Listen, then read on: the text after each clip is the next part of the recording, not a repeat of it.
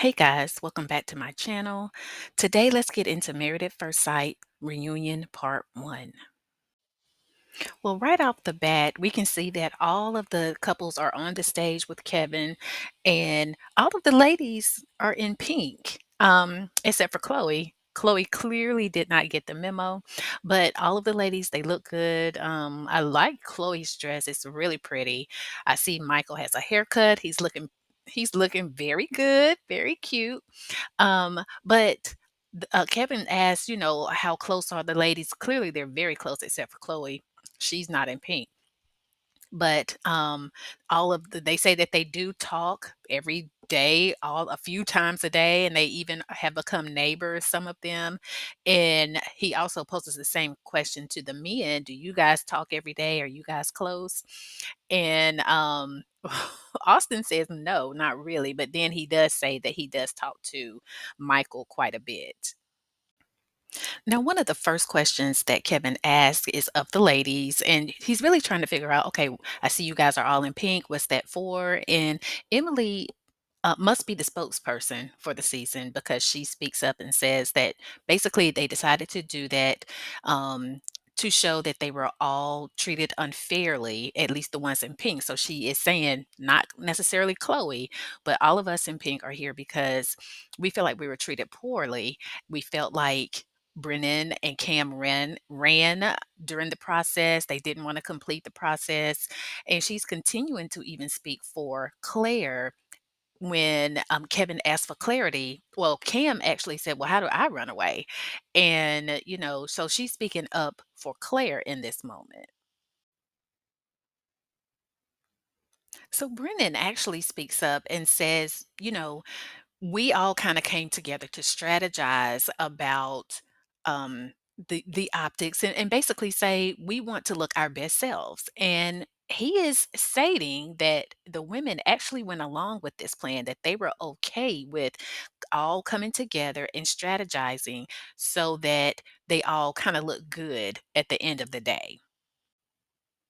So it is actually coming out accusations that the men were actually only on the show to basically get a platform, not necessarily to be married. And of course, the men are saying, no, that's not the case. But the women are saying, you guys wanted to come out and understand how many, Instagram followers you can get out of this, build your platforms, form businesses. And we, as the women, were on here to actually get married.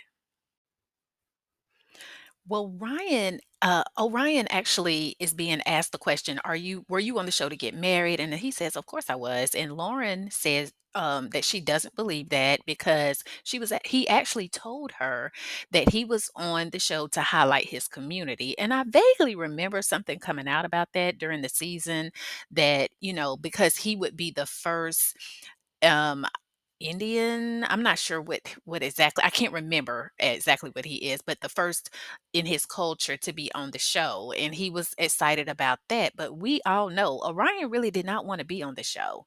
And Lauren, of course, is saying she was excited to be married, and he had actually mentioned that to her to build his platform to be the first, in his culture to be on the show to get married. He was excited for that. Now they are really painting Cameron to be the bad guy. Emily says that Cameron is the one to really initiate this whole planning, strategizing process for everybody. And Lauren co-signs it and says, yeah, Cameron came up to me and he said, I know how we can get out of this. Cameron is looking really bad in this moment. And I really liked Cameron during the process. I think that he probably did say some things kind of out of pocket, but I don't know if he actually was like, "I know how we can do this." You know, there are 2, well, 3 sides to every story. There's the truth on the men with however they perceive it, however the women perceive it, but then it's really the truth somewhere in the middle. I don't think we really gonna find it in this episode. I really don't. So as Cameron is trying to defend himself, he does pop out and say that on the second night of the honeymoon, it comes out that Claire let him know that she was still in love with her boyfriend, and he specifically says, "I don't mean ex-boyfriend, I mean boyfriend," because she was continuing to entertain him and do things that a girlfriend and boyfriend would do. Now, Claire is looking shocked and appalled. I don't know what to believe here. Again, because during the season, when they were all at that big fire pit and that whole incident blew up, Cameron and Claire were off to the side. Well, Cameron was doing a diary camera and cam, and he said, you know, she doesn't want me to tell her secrets. And he never stated what the secret was. So I'm wondering, is this the secret that he was referencing? That she actually had a boyfriend coming into the program? Now, Claire does come back and she denies that she had a boyfriend. She said that that was a year before this whole process began, and that she only brought it up because they were kind of talking about past relationships or their most recent relationship. And so she was just letting him know that was a year prior to this process. So now Cam is basically saying that really it was Claire's whole idea to, come up with a plan to kind of get out of this whole marriage. Now, again, I don't even understand why y'all would need to come up with any type of plan. Just go through the process. Just go through the process. You're going on a wonderful honeymoon and somewhere nice and warm where there's water. And then you're going to come back. It's only for what, 2 months? It's only for 2 months. You mean to tell me y'all can't deal with each other for 2 months? That y'all have to come up with this grand scheme? This season was garbage. It was absolute trash. We don't need to see this. This is utterly ridiculous. But Cam goes on to say that it was Claire's idea, and Kevin is asking Claire, were you attracted to him? I really think that Cam was offended. Well, maybe not offended, but he felt rejected when he found out that Claire was not attracted to him. Claire, in the very beginning at the wedding, Claire did seem like she was attracted to Cam. So I don't know, something must have happened. He said or did something where she maybe lost attraction for him. And it could be when because she does bring up the fact that he stated, that he was looking for someone that was tall and slender.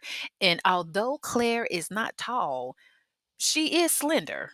I mean, she's not a big girl. So once they both figured out, okay, they weren't what each other wanted, everything kind of crumbled around this couple. So now kind of everything is going towards Becca and Austin. And, Kevin is kind of asking, were you 2 in cahoots with this whole strategy session? And Austin is kind of looking confused. He's looking as if he wants to say, no, we won't end that.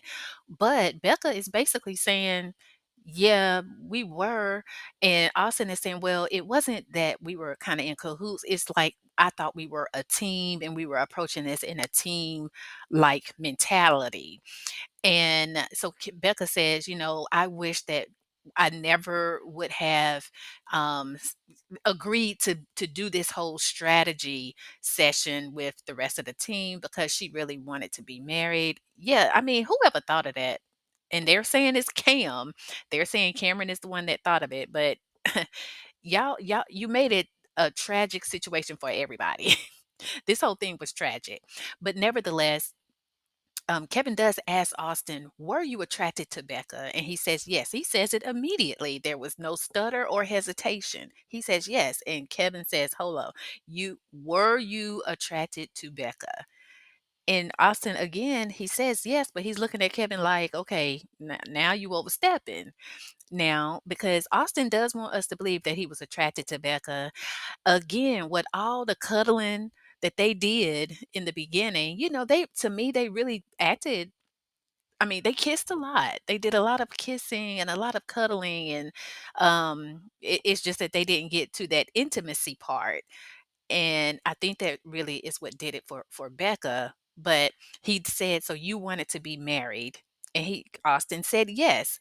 Becca says, "To me?" or are you wanted to be married to me? And Austin does say yes. So now we are back with only Cam and Claire are now sitting on the stage with Kevin. And just a summary of this couple's breakdown. There was a breakdown in the very beginning of their relationship that caused the destruction of their marriage, and that is the miscommunication on what they both wanted as far as a husband or a wife. Claire felt like Cam did not want her because she wanted tall and slender. He wanted tall and slender. She doesn't feel, well, she knows she's not tall, but Cam, on the other hand, is stating that, he felt like she was not attracted to him at all. Now, we can remember, I definitely remember back during the season that, you know, Cam, to me, I felt like he was clear, maybe not to Claire, like to her face, but I felt like he really did, find Claire attractive. On the other hand, I didn't get that feeling so much after the wedding day with Claire. Nonetheless, that became the breakdown of this marriage. And at this point, I am thinking that Cam need to be on meds because he is literally saying, as he, Claire, and Kevin are on this stage, after all of this has happened, they're both calling each other liars. It doesn't look like they like each other. They apparently weren't attracted to each other. Cameron is saying out of his very own mouth that, he feels like this whole situation is serendipitous, and maybe, there is a chance that we are supposed to be together, and is literally asking about, the potential of them starting over. Cam, no. No, and I haven't even seen what Claire's going to say, but no, what do you mean? What do you mean? This season is a hot mess. It is a hot mess. After a long thought, it appears, Claire does come back and say no, you know, that she is not interested in that. Very good. Good on her. This is draining emotionally, mentally. I don't know what the game plan was for Cam here. Like what was the point? What was the reason? If you wanted to have things work out with Claire, maybe not have a strategy like you did in the very beginning. This is a mess.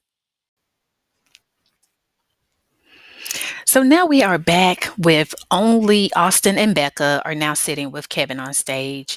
And they are really talking about, basically the breakdown with this couple. And in my opinion, I really believe that the breakdown was Austin on camera, and Becca actually does say this, on camera he was one way, off camera he was completely different. He didn't want certain conversations to be had on camera. So again, it is more of a, okay, I want to look a certain way towards America, the people that are watching. And then, they begin to talk about the sexual intimacy or the lack thereof. And Austin does say, that basically there was no sexual connection on his part. The connection for Becca, it was from the beginning, like from wedding day. She was, I believe she was ready, but Austin just never got there. He never felt that connection with her, and basically that's why it never went down.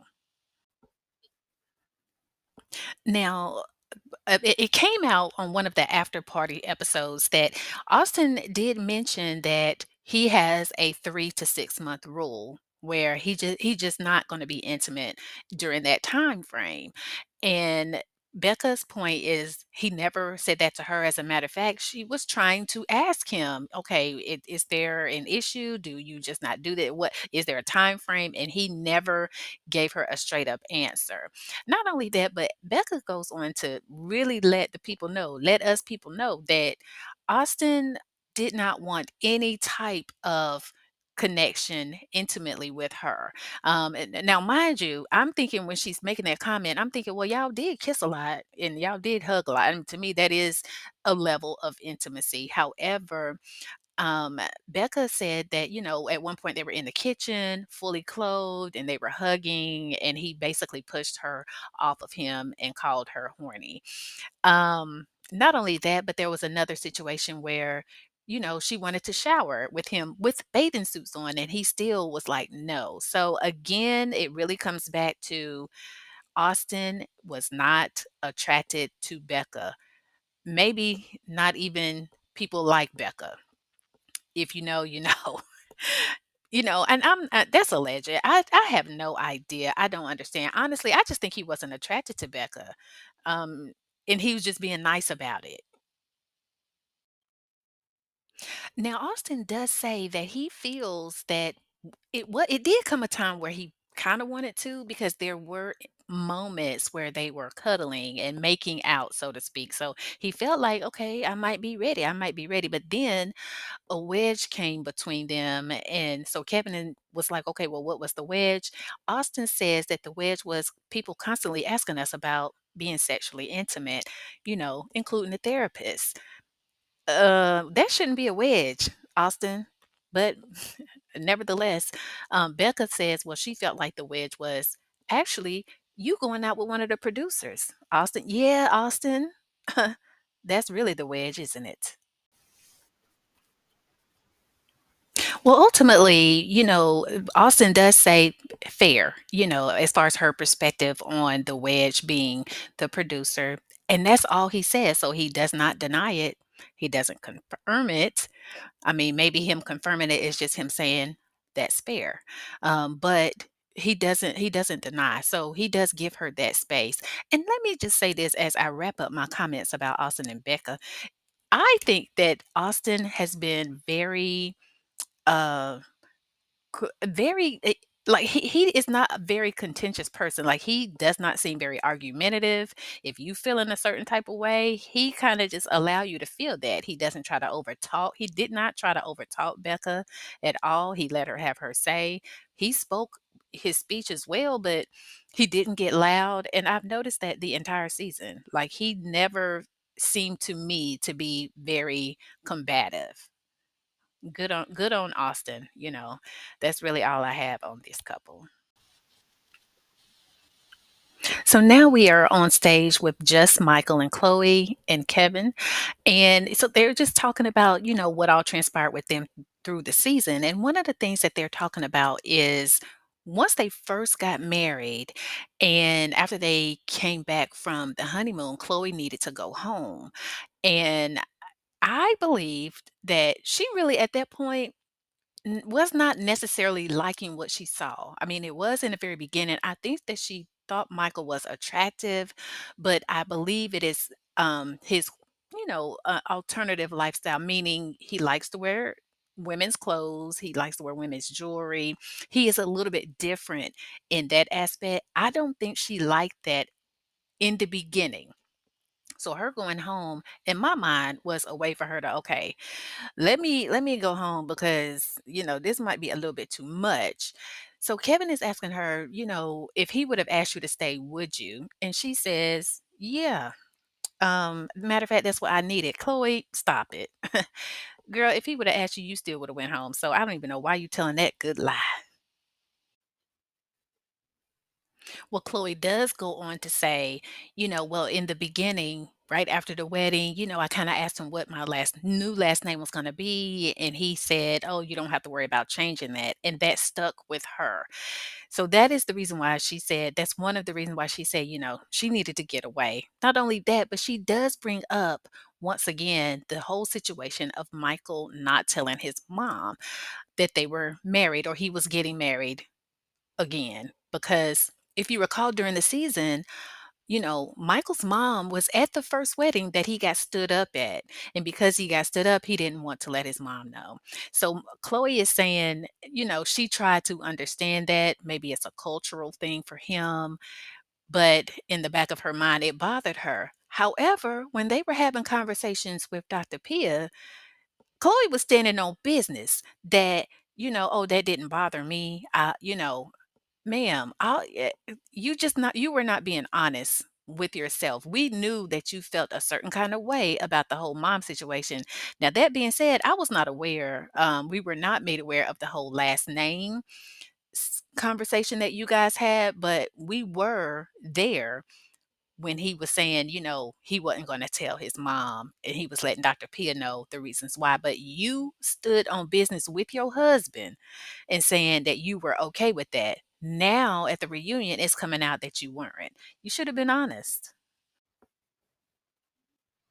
And so Michael is now being able to speak to the things that Chloe brought up about the last name. He says that he does not recall the conversation, at least not the way she is presenting it.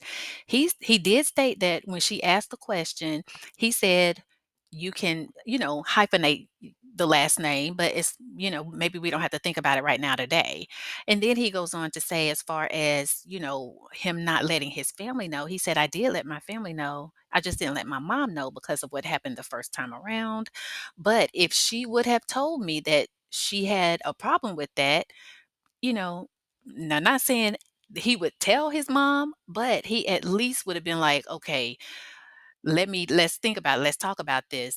Let's talk about it. But Chloe, the whole time, and even she said it herself, she was trying to give so much into the relationship because she did want it to work, that she let a lot of things slide that really bothered her. She was so busy trying to stand on business with Michael, stand by her man, that she did not voice her concerns at the times when she should have. Well, ultimately, Michael does say that he does not regret saying no on decision day. He did say that, well, he said that he did regret saying no, but unfortunately, he just wasn't in a position to say yes.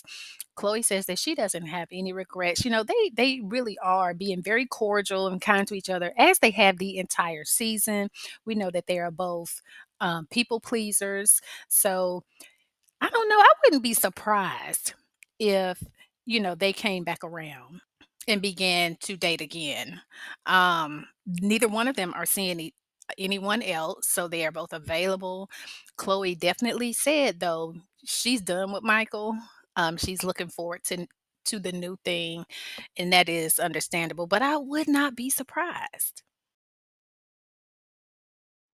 Now, all of the ladies are now back on the stage with Kevin and, in all of their pink. And once again, it just looks really odd that Chloe is on her own in purple. I do wish they would have went ahead and told her so that she could wear pink too, so she wouldn't stand out. But nevertheless, all the ladies are back and they are still placing the majority of the blame on the men. Now, Kevin does get the ladies to take some ownership in how the season went down. And then, so again, Kevin brings up the fact that there were, other than Chloe and Michael, there was no sexual intimacy at all between any of the couples. And the ladies kind of feel like that was a conspiracy. I honestly don't think that was a conspiracy. Um, I think that the men maybe would have, if they were attracted to the women, I think that they would have. Cameron said during the season that he was ready to have sex with Claire, but Claire was not ready. Claire did not want it. Now, Austin, we know he never got around to it. Brennan just didn't like Emily. Orion and Lauren, they fell off way in the beginning. But I don't think that he was attracted to her in that way either. So I don't think that they made a pact to not have sex with the ladies. I just think they didn't want them. So now we only have Emily and Brennan are on stage with Kevin. And, we can see that she's ticked off, y'all. She is mad. She is wanting to make sure she get everything off of her chest. She gonna say what she got to say. Now, Brendan, on the other hand, as he has been most of the season, he's been very calm, cool, and collected. Now, there were some times where he really was not treating her very nicely. It came out that he wasn't, but he's not getting loud with her. He's not being rude to her in this moment.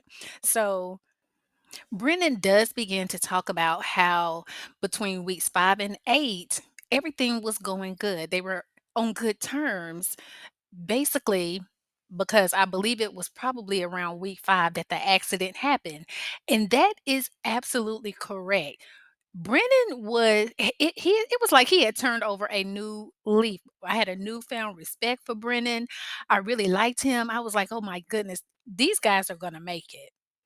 However, as soon as Emily got better and got back on her feet, things snapped again. And Brennan is saying that what happened to cause him to kind of go back to what it was, because he actually admitted that things were good and he thought that, okay, there's a chance. But when the rumors came out about the whole Cam and Brennan trying to go on double dates with other women, that's what turned Brennan back to, how he was previously.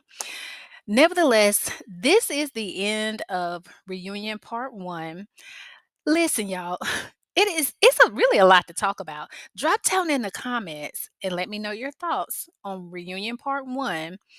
Honestly, do we need a part 2? We're still going to be talking about the same thing. There will be no resolution, is all that I'm saying. But nevertheless, hey, drop down in the comments and let me know your thoughts. And don't forget to like, comment, and subscribe to my channel. And guess what? I'll see you guys next time for the reunion part 2. Bye.